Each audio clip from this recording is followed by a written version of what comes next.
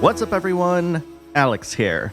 So Potionomics has been out for a little over 24 hours now, and I'm noticing some patterns there, and it's because of those patterns that I want to make this follow-up video giving you 5 quick tips with the hopes of helping you defeat Roxanne in the competition. This may be 5 quick tips, but this is meant to be a follow-up to another video that I made, which is the Beginner's Guide to Potionomics. So if you haven't watched that yet, I highly recommend checking that out before or after viewing this video. In that video, I actually break down a bunch of stuff, including how to interpret the different areas that Mint can journey to and how your potions affect her journey, as well as some beginner tips if you're just starting out. That being said, you're probably wondering if I had trouble with Roxanne as well, and I'll tell you I did. In fact, prior to the day 1 patch, she was actually way more difficult. I restarted the game from day 7 though, not all the way at the beginning of the week, and I still managed to make a powerful enough concoction to completely trounce Roxanne in all 3 of the contests. So if I can do it, you can too. Alright, let's get to the tips, shall we? The first tip that I want to share is that the game auto-saves every single day at the beginning of the day. A lot of people on Twitter were saying like, oh no, I have to restart the whole week. No, you don't. There is a save created every single day at the beginning of every single day. So you don't have to start from the very beginning. This is really important because I find that a lot of people who do start over from day 5 actually get a better chance of not only getting better ingredients, but also are able to practice making better potions as well. So if you want my opinion, if you need to, start over from day 5 and you should be good. The second piece of advice that I would give is that you should send Mint out even though she can't complete an entire area. Making Mint complete an entire area is very difficult, especially if you're starting out. So if she manages to complete even maybe half of the Enchanted Forest, so that's like 3 enemies, that's okay. Because the most important thing here is to get new pieces of material, and this is the only way to get it. So if this whole time you've been thinking like, oh, she can't complete an area, I'm not going to send her out, don't do that. Send her out anyway, because whatever you get is going to be useful for the competition.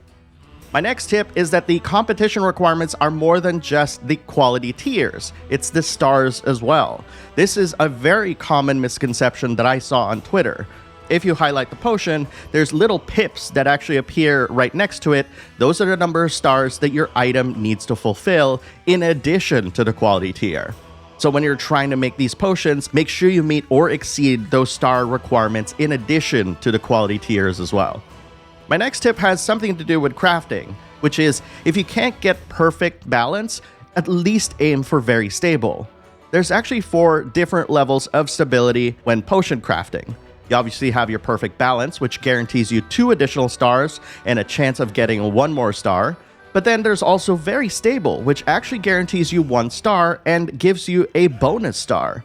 From there, you have stable, which guarantees you 1 star but no bonus, and of course, unstable, which you should just completely avoid, which actually deducts 1 star from your quality. So if you can't achieve perfect balance, very stable is just as good. This is, of course, depending on the situation and what you're trying to achieve, depending on the competition requirements. Because all that matters is you meet or exceed those star requirements and the quality tier. Remember that.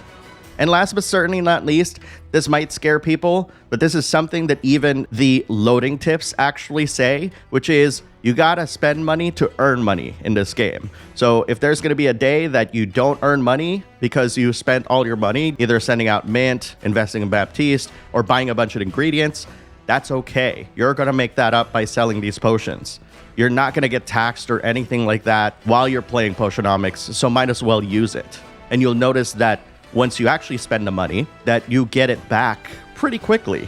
I will caution you though that if you're spending too much of your money with the base 3 ingredients that you buy from Quinn, you might want to hold off on that. Wait until Quinn's store gets updated with all the new stuff from Mint and Baptiste, and then reevaluate and see how much you need of each.